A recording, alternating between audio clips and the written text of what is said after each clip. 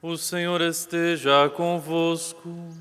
Ele está no meio de nós. Proclamação do Evangelho de Jesus Cristo segundo Lucas. Glória a vós, Senhor. Naquele tempo, o mestre da lei se levantou e, querendo pôr Jesus em dificuldade, perguntou: Mestre, que devo fazer para receber em herança a vida eterna? Jesus lhe disse: Que está escrito na lei? Como lês?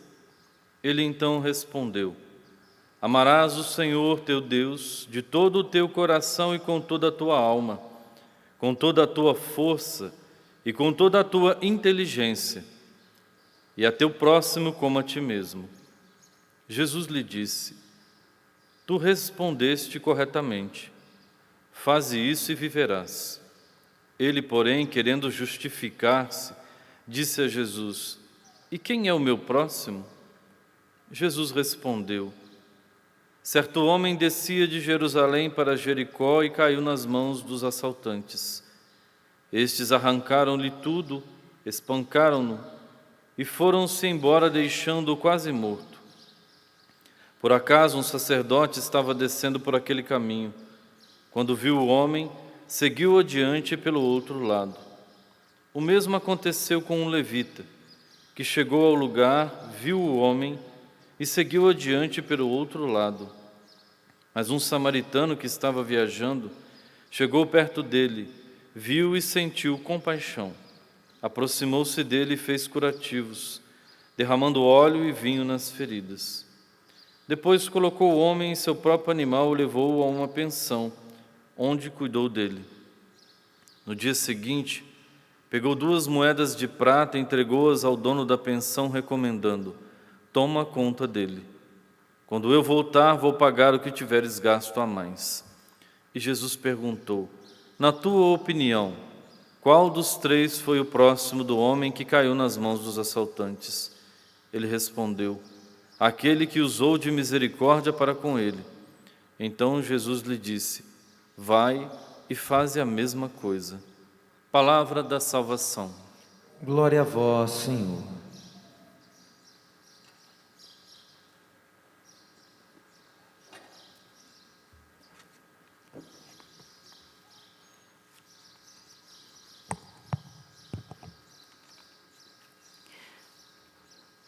Meus queridos irmãos e minhas queridas irmãs, hoje nós podemos refletir sobre o ministério profético a partir do profeta rebelde, Jonas. Ele deparou-se com marinheiros profundamente religiosos.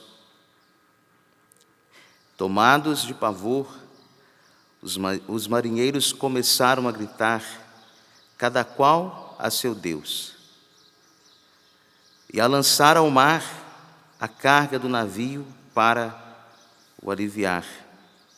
Estes marinheiros religiosos confrontaram a consciência do profeta. Será necessário dizer as coisas às claras aos seus.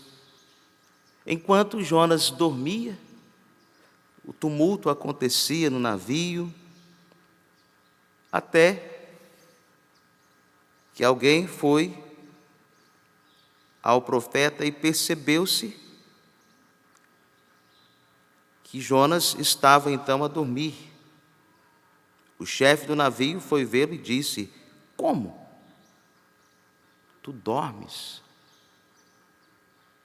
As coisas estão acontecendo e Jonas lá no navio, ele era o profeta, ele tinha por obrigação rezar e estava dormindo. A palavra de Deus é o elemento principal nessa primeira leitura, porque a palavra não deixa o profeta em repouso, coloca-o em movimento. Então, Jonas que foge, Jonas que agora tem que assumir o motivo da sua fuga. E a leitura garante que Deus não o abandonará nos momentos de apuro. Gente, essa leitura é muito atual. Essa palavra é força para os tempos nos quais nós estamos vivendo. Também nós queremos ser postos em movimentos para nos afastar daquelas que são as nossas responsabilidades. Mas somos confrontados porque o mundo sofre. E agora nós temos sim que assumir a nossa responsabilidade. É claro que a leitura está no contexto judaico, que pretende defender a própria identidade do povo, a identidade de Deus. E nós, a quem queremos defender? Essa leitura, ela é atual porque revela um Deus que é Deus para todos. Um Deus que é próximo, um Deus que sofre as dores, as angústias, os tormentos, os males, as dificuldades. Um Deus que se aproxima tanto a ponto de vencer a resistência do profeta. Este Deus a quem nós servimos também está muito disposto a vencer as nossas resistências. Nós somos resistentes ao projeto de Deus. Nós até damos o passo, falamos que vamos, mas no fundo, dentro do nosso coração nós somos movidos pela desconfiança. Nós desconfiamos que Deus possa fazer alguma coisa por nós, através de nós e no coração dos outros. Deus venceu a resistência colocada pelo coração de Jonas. O Evangelho vai dizer mais à frente que é possível sim existir um homem maior do que Jonas. Por isso, o responsório que nós fizemos hoje trata-se de uma ação de graças antecipada. Nós podemos antecipadamente viver a ação de graças porque sabemos que Cristo é muito maior do que Jonas. Se por um lado Jonas tenta fugir, Cristo é maior porque Ele assume. De modo determinado, Cristo, Ele assume essa condição do profeta que não é acolhido na sua pátria, na sua família. Diz o Evangelho que em alguns momentos Jesus não conseguiu fazer alguma coisa pelas pessoas, não porque Ele não o quisesse, não porque fosse impotente, mas porque as pessoas eram incapazes de acolher aquilo que Ele, como Cristo, poderia realizar. E o que Cristo veio para realizar? Tens palavra de vida eterna. Cristo veio para nos salvar. E essa salvação, ela se estende, diz a Virgem Maria, de geração em geração. É a misericórdia de Deus que se estende. Cristo é o rosto verdadeiro de Deus, que se revela novamente na misericórdia. Ele é o revelador da benevolência do Pai. Ele é o revelador da misericórdia, que nos permite entrar no coração de Deus e experimentar as coisas como elas estão dentro do coração de Deus. Hoje no Evangelho, Jesus passou por uma realidade muito complicada, que talvez seja a nossa. Uma pergunta armadilhada. Muitos de nós encontramos perguntas carregadas de armadilhas. Aquela pessoa que pergunta alguma coisa, mas no fundo tem uma armadilha. E como ele vence?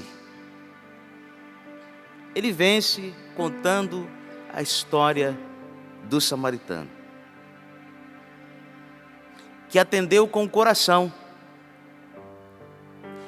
O homem, meus irmãos, indefeso, caiu nas mãos de assaltantes. A pergunta que deve estar em nossos corações: quem é esse homem que caiu nas mãos dos assaltantes? Quem é esse homem? Se por um lado a primeira leitura defendia a própria identidade, agora o Evangelho revela-nos um homem sem identidade. Um homem anônimo, vítima da fatalidade. Quem é esse homem?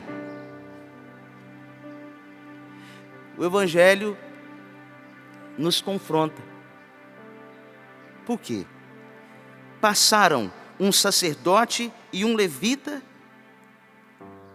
Mas por que eles passaram? Nós, às vezes, julgamos essa parábola porque nós não a compreendemos muito bem.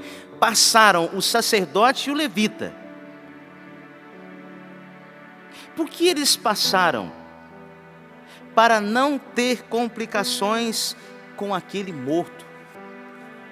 O Evangelho nos diz que, naquele tempo, era proibido o contato com os mortos. Hoje não, a gente vai no velório, a pessoa chega, abraça o morto, chora.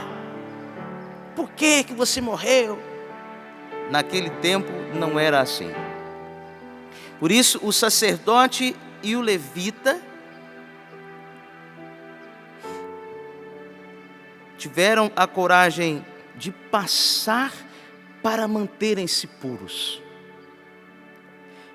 para ir ao altar prestar o sacrifício de louvor a Deus. Mas esse Deus que é misericordioso fez surgir um outro homem, um samaritano de viagem. E este samaritano de viagem revela agora o rosto do bom pastor, que tomou a ovelha sobre os ombros. Ou seja, uma vida vivida e elaborada no coração. A nossa vida também precisa ser vivida e devidamente elaborada dentro dos nossos corações, para que venhamos a ter compaixão, para que venhamos a ser misericordiosos como o Pai. O Evangelho nos diz que essa atitude do Cristo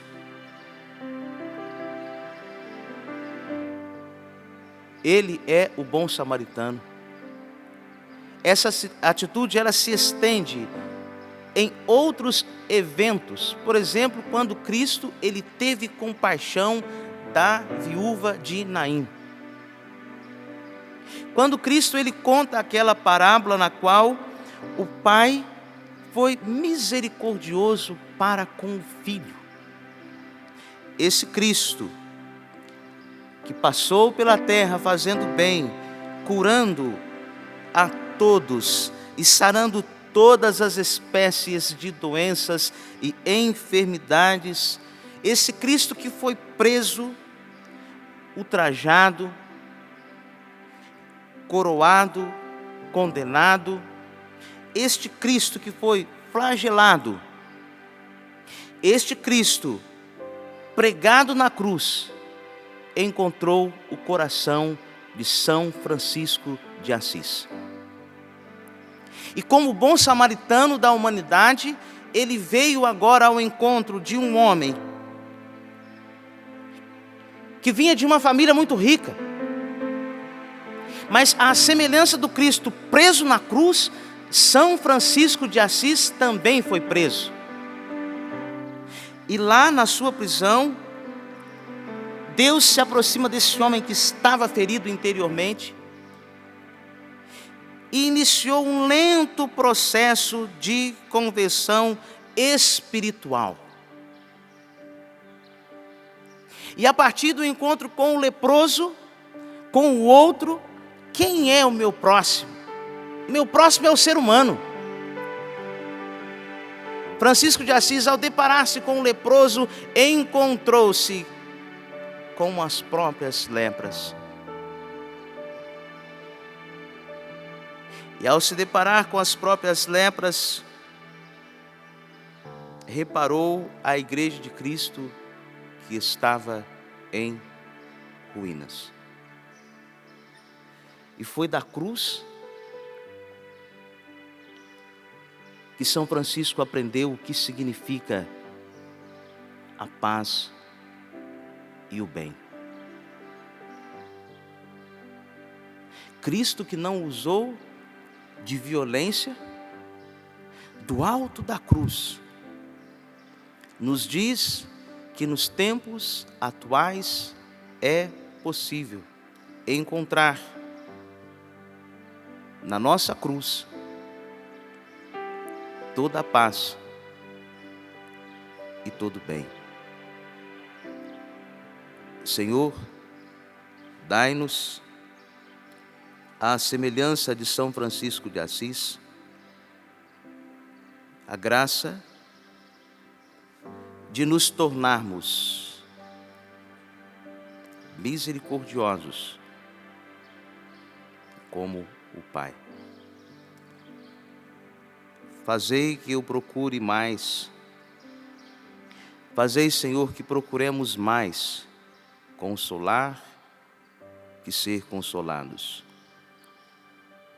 Compreender que ser compreendidos. Amar que ser amados, pois é dando que se recebe. E é perdoando que se é perdoado.